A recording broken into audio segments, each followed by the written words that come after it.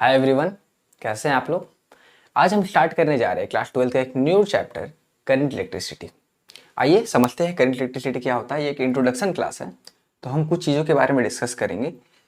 सबसे पहले हम लोगों ने इलेक्ट्रोस्टैटिक में क्या बात किया था, जब कोई भी चार्ज रेस्ट में रहता था, इसके वजह से जो भी फोर्स होता था, इलेक्ट्रिक फील्ड होता था, पोटेंशियल होता था, या किसी और चार्ज को किस तरह से इन्फ्लुएंस करता था, उस सब चीज़ों के बारे में हमने जब बात किया था वो किसका पार्ट हो गया था, इलेक्ट्रोस्टैटिक का। अब हम यही चार्ज को क्या करते हैं, मोशन में ले आते हैं। अगर कोई चार्ज मोशन में है और उसके बारे में अब हम डिस्कस कर रहे हैं तो वो हमारा करंट इलेक्ट्रिसिटी का पार्ट हो जाएगा। ठीक है, ये चीज़ समझ में आई।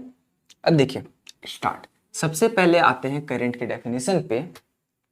करंट जिसको हम लोग आई से डिनोट करते हैं, एक स्केलर क्वांटिटी होता है, इसे लिखते हैं Q by T. Simple form में लिखते हैं Q बाई टी। देखिए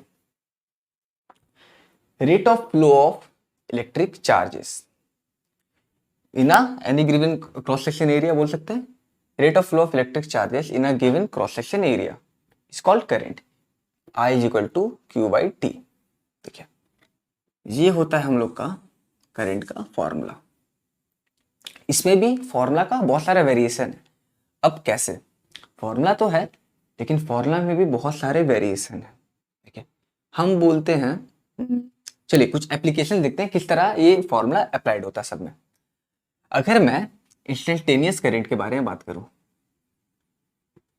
इंस्टेंटेनियस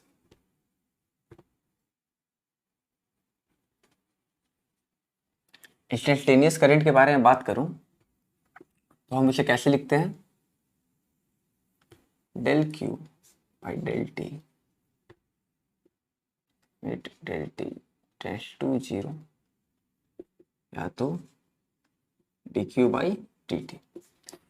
जब हम इंस्टेंटेनियस करंट के बारे में बात करते हैं तो हम इस फॉर्म में लिखते हैं। फिर अगर एवरेज करंट के बारे में बात करें, एवरेज करंट के बारे में बात करते हैं, Q बाई टी ही हो जाता है, वो ही हो जाता है। फिर हम बात कर सकते हैं, हाँ अगर कोई चार्ज पार्टिकल है, देखिए ये चीज थोड़ा इंपॉर्टेंट हो जाएगा। कोई सर्कुलर पाथ है, उसका रेडियस r है, यहां पर हम चार्ज रख रहे हैं Q। कोई सर्कुलर पाथ है, रेडियस r है, चार्ज रख रहे हैं Q। अब अगर मैं बोलूं ये चार्ज v वेलोसिटी से मूव कर रहा है, जो चार्ज v वेलोसिटी से मूव कर रहा है, तो हमारा करंट क्या निकलेगा। ठीक है, हम तो जानते हैं Q बाई टी होता है।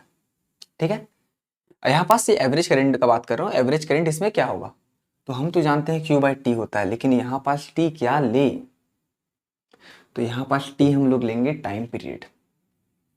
तो यहाँ पास अगर हम लोग करंट का इक्वेशन लिखेंगे तो I equal to Q by T, ये कैपिटल T लिखेंगे, ये कैपिटल T क्या डिनोट करेगा, टाइम पीरियड इसका। अब टाइम पीरियड कैसे निकलेगा, तो हम लोग क्या जानते हैं, एक रिलेशन होता है omega equal to 2 pi by T, ऐसा करके लिख सकते हैं। ओमेगा टू 2 पाई एफ होता है, इसे 2 पाई बाई टी भी लिख सकते हैं। तो हम टी इक्वल टू लिख सकते हैं 2 पाई बाई ओमेगा, और हम लोग जानते हैं v equal to omega R होता है, तो omega equal to v by R, तो 2 पाई v यहाँ आर, तो हमारा टाइम पीरियड क्या निकलेगा, 2 pi R by we.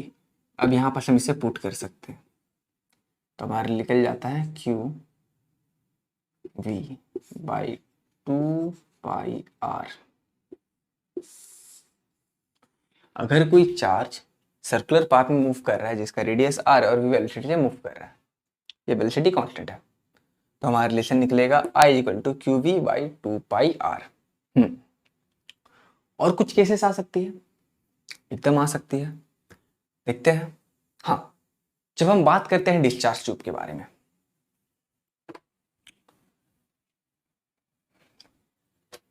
Discharge tube में किस तरह का केसेस होते हैं।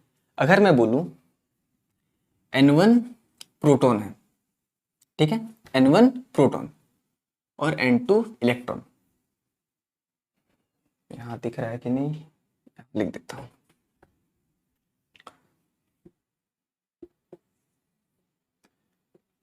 N1 प्रोटॉन है, N2 इलेक्ट्रॉन है।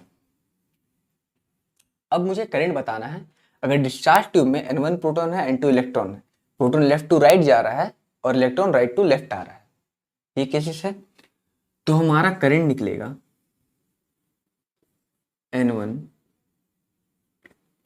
N1 plus N2 E by T.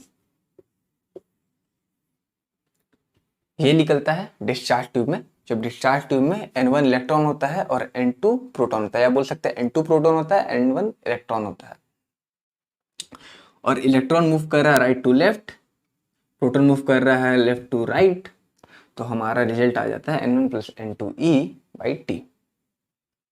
और एक होता है, अगर नंबर ऑफ इलेक्ट्रॉन दे दे तो हम लिख सकते हैं I is equal to NE by T. Q equal to हम लोग NE लिखते हैं, तो ये भी रिलेशन होता है। तो करंट इलेक्ट्रिसिटी का जो फॉर्मूला है Q इक्वल टू IT, हम इस फॉर्म में तोड़ सकते हैं। जिस तरह का भी हमारा क्वेश्चन आएगा उस बेसिस पे हम लोग अप्लाइड करेंगे। देखिए, स्क्रीनशॉट लेंगे तो ले लीजिए।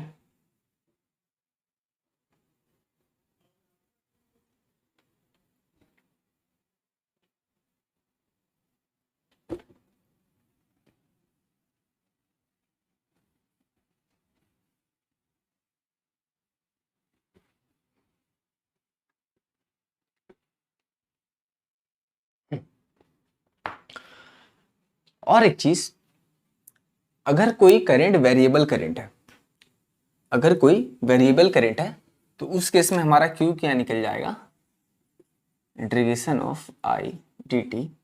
यहाँ जो भी टाइम रहेगा t1 t2 ये डाल देंगे। तो ये एक फॉर्मूला होता है।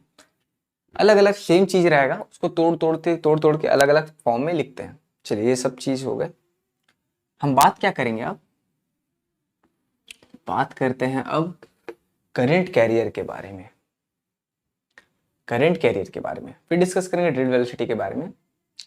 तो करंट कैरियर आप लोग समझ रहे होंगे कि कैरियर का मतलब क्या होता है, जो चीज को लेके जाना है। तो करंट, तो चार्ज को किस तरह से कैरी करेंगे हम लोग, क्योंकि चार्जिंग मोशन में आएगा तभी करंट बनेगा, बोल सकते हैं। तो चार्ज को कौन कैरी करेगा, तो यहाँ पास तीन चीजें होती हैं, सॉलिड, लिक्विड, गैस।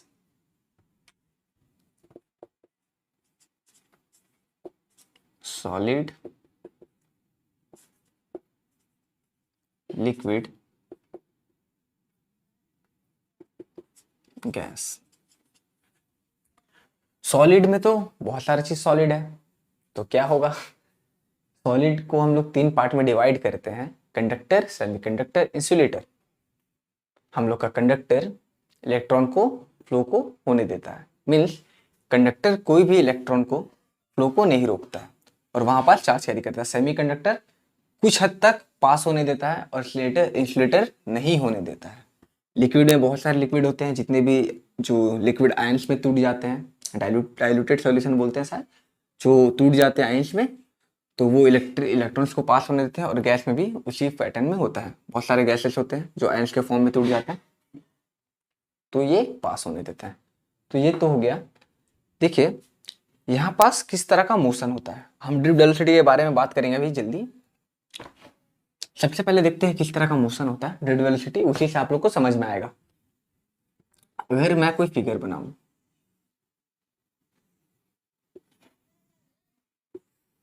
इस तरह का कोई फिगर है, यहाँ पास नेगेटिव चार्ज सब लिख देता हूँ, माइनस माइनस माइनस माइनस,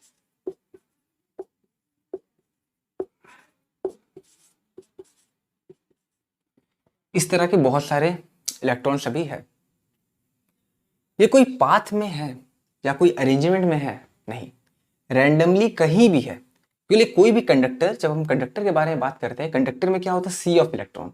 हम लोगों ने बचपन में सुना होगा conductor sea of electron, definition था एक तरह का। तो यहाँ पास इलेक्ट्रॉन तो बहुत सारे हैं, लेकिन कोई अरेंजमेंट नहीं है जब तक इलेक्ट्रिक फील्ड यहाँ नहीं आएगा। अगर यहाँ इलेक्ट्रिक फील्ड आ गया तो फिर सिनेरियो कुछ और होगा। ये सब इलेक्ट्रॉन एक अरेंजमेंट में आ जाएंगे, सब लाइन बना लेंगे, समझिए लाइन से खड़े हो गए। जब तक टीचर नहीं आए हैं सब इधर उधर घूम रहे हैं, जहाँ टीचर आया सब लाइन में खड़े एकदम चुपचाप, उसी तरह होता है। अब यहाँ पर ड्रिफ्ट वेलोसिटी का भी कॉन्सेप्ट कुछ इसी तरह से आता है। ठीक है, ये तो हो गया कि किस तरह मूव रहता है। अगर यहाँ पर इलेक्ट्रिक फील्ड आ जाएगा तब सब एकदम स्ट्रेट हो जाएंगे। ठीक है, लेकिन हाँ नहीं, पहले ड्रिफ्ट वेलोसिटी को समझाते हैं, उसके साथ साथ रिलेट करते रहेंगे तो समझ में आएगा। हम लोग बात करें ड्रिफ्ट वेलोसिटी का,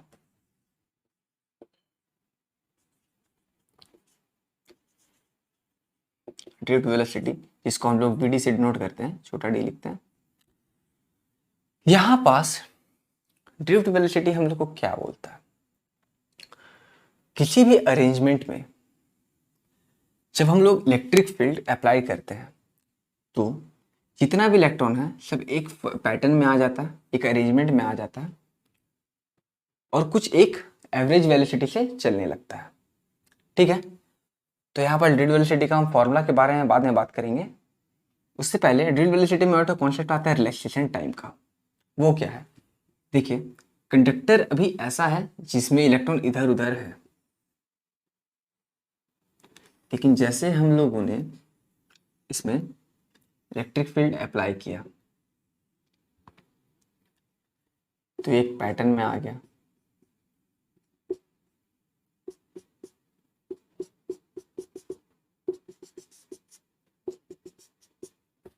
ये पैटर्न में आ गया, लेकिन पैटर्न में आने के टाइम इतना सारा जो इलेक्ट्रॉन है आपस में टकराया होगा,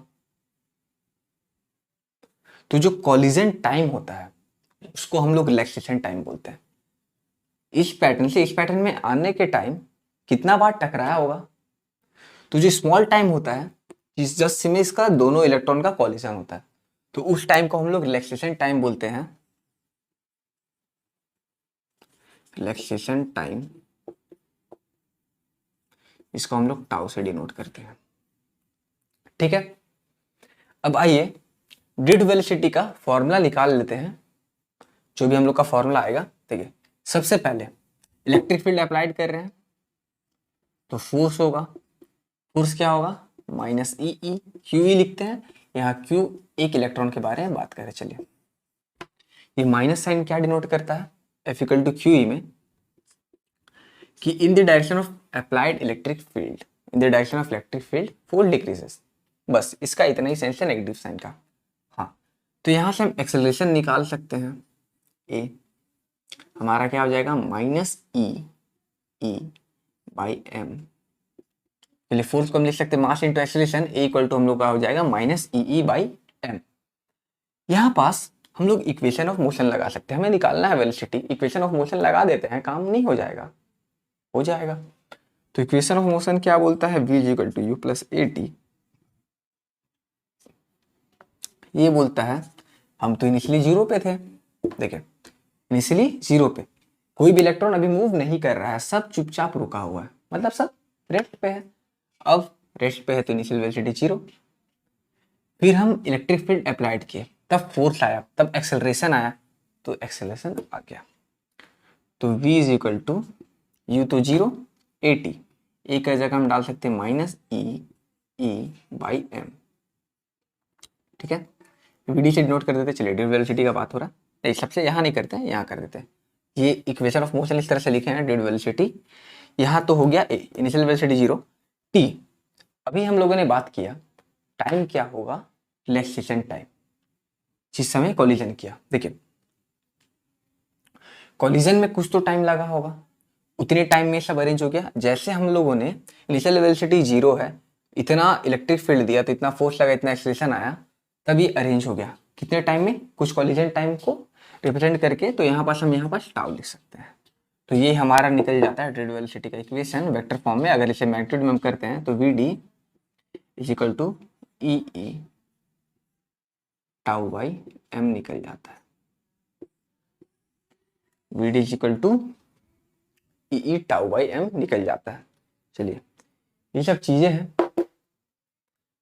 बाकी चीज हम लोग नेक्स्ट क्लास में डिस्कस करेंगे, तो देख लीजिए।